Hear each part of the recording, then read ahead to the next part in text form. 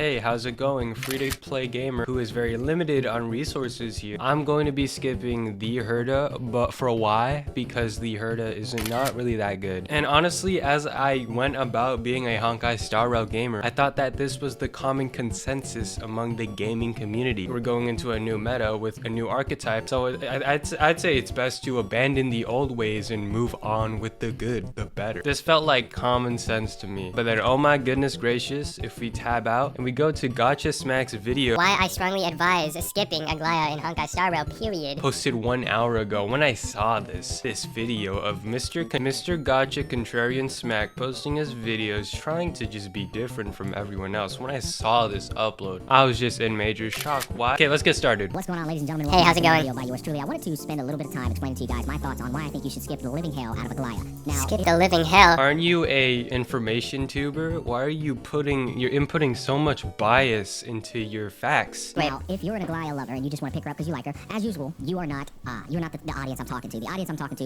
is the audience that has a finite amount of resources that can't afford to pick up on every single banner. They don't have the extra money to spare, or maybe even the time, whatever the case may be. Before he even supports his claim with evidence, or before he even backs up his claim whatsoever, he starts off, after taking a step forward by making a claim, he instantly takes 5 steps back by instantly going into damage control, saying, oh, no. If you want to kiss and have sex with Aglaea, then please go and do so. I don't want to trigger anyone. I don't want to make anyone mad, because I don't actually care about informing the public about what is right and what is wrong. What I care about is about pleasing the people and pleasing the populace, and it's just simply so disgusting. Really do not like what we're seeing so far. Goodness gracious. Just continue though. Maybe it gets better. What pool should I make Smack, the Herta or Aglaea, or the Tribby that's coming right after her that's going to be broken?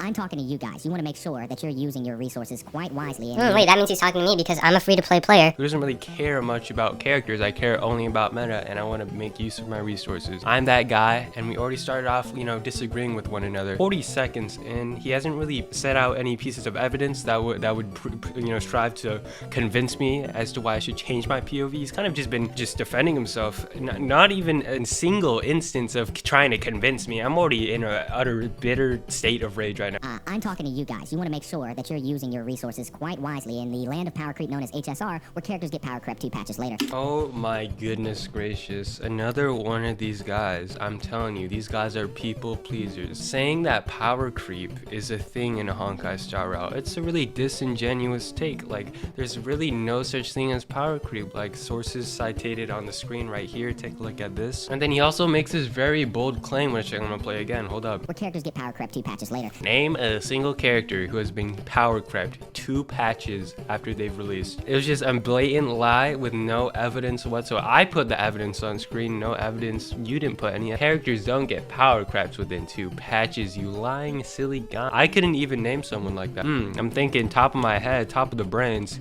Turns out I can't really think of anything, because it's not true. It's a terrible fact. God. And some characters last much longer than others.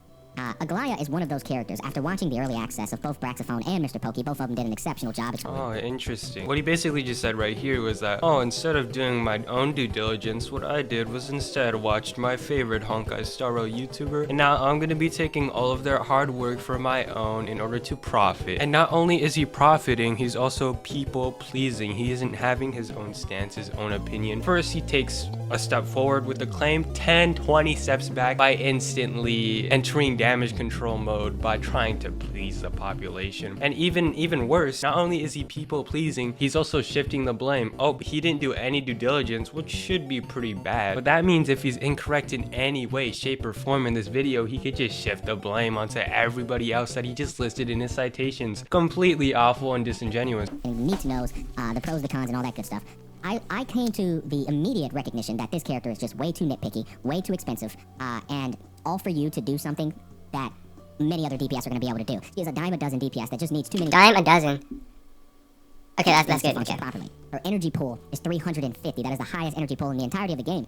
And what's interesting is, often when you have a large energy pool on a character, the devs develop little intricacies inside of their kit that enable you to manage that energy pool successfully. In the case of Aglaea, that shit is pretty much nowhere to be found outside of her garment maker attacking, and her technique going into battle. Still not enough. Basically, inside of her base kit, it's nowhere to be found, but inside of her pay-to-win kit, it's everywhere to be found. In fact, the signature light cone is going to enable you to meet speed thresholds so that she can go as many times as she needs to before her ult expires. That's, in a way, circumventing the energy funneling problem because she's swinging more times. Her E1 quite literally gives her 20 energy every time she attacks and garment. Uh-oh, does he just talk the whole time? Oh no. You know, I love what you're saying, Gacha Smack. I don't really see any proof. You're just making these baseless accusations against Aglaea. Like, that energy threshold, it can't be that bad. Like, it just can't be. Can you do something funny, Gacha Smack? When you're picking up DPS inside of a patch, you need to ask yourself who the Goku, Vegeta, and Broly's are of that patch. Do we come over here to patch 2.0 to 2.7? Who are the Goku and Vegeta and Broly of 2? I think Goku is Facial and Broly could be probably like Rappa, probably. Yeah. I would, without a shadow of doubt, Goku's Facial. She's even getting. I'm blown away by this, bro. Like, this girl is literally aging like the finest, California wine. Been like bro. 5 Holy patches, chill, man. Then the Vegeta, debatably, is gonna be Firefly or Akarat. Whoever you decide Mom, to be, the Blue. other one will be Broly. People talk a lot of shit about Akarat, but this girl came out in 2.1 and she is still T0.5 in 3.1. And what's wild about it? This video. I can't. There's nothing for me to do here. What do I even do? He's just talking about the game. Like, what?